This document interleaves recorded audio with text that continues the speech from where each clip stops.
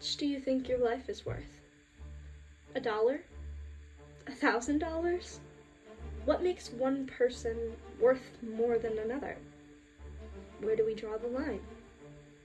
These are the questions that I started to ask myself at the beginning of my research adventure. Something changed after I met with Mr. Sampson. He had so little care for those poor, not so well-off states. It's wrong, what they're doing here. How do they get to just pick and choose which places, which people, which families are important to the government?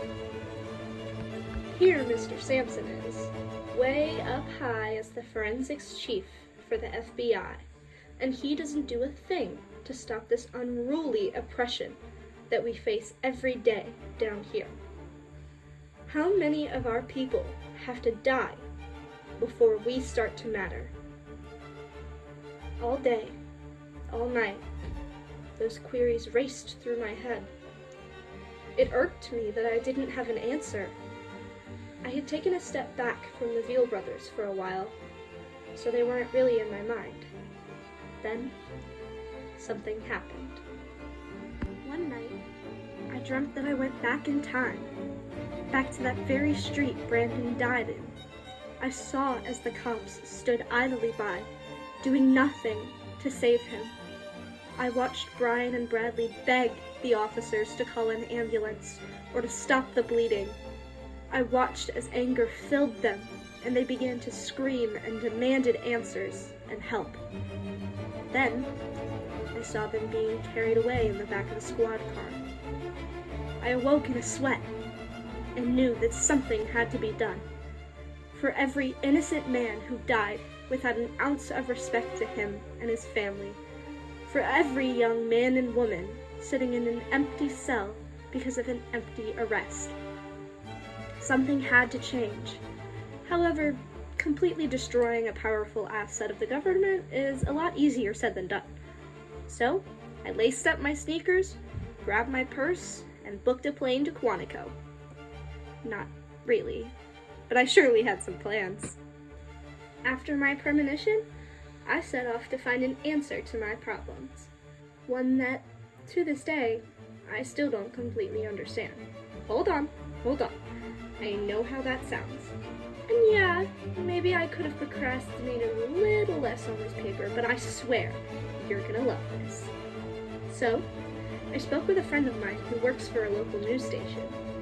She told me about countless stories and suspect reports she's introduced on air and never spoke a word of again. She even remembered a few cases more than others. One, for example, being the Veal brothers. I knew that this was a sign. I had to focus on them, which I did, for a while.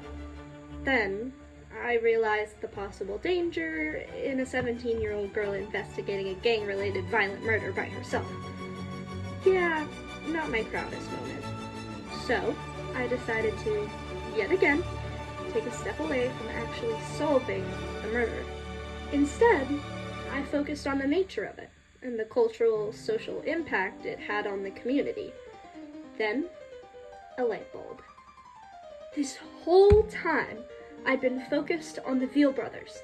Everything about their story bewildered me, inspired me to inquire and to act on what I believed was right. I was captivated by their bravery in standing up against the apathetic officers, but this was much bigger than those 3 boys.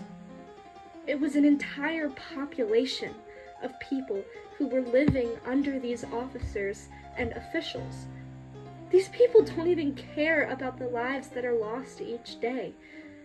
They aren't connected to the citizens, the community.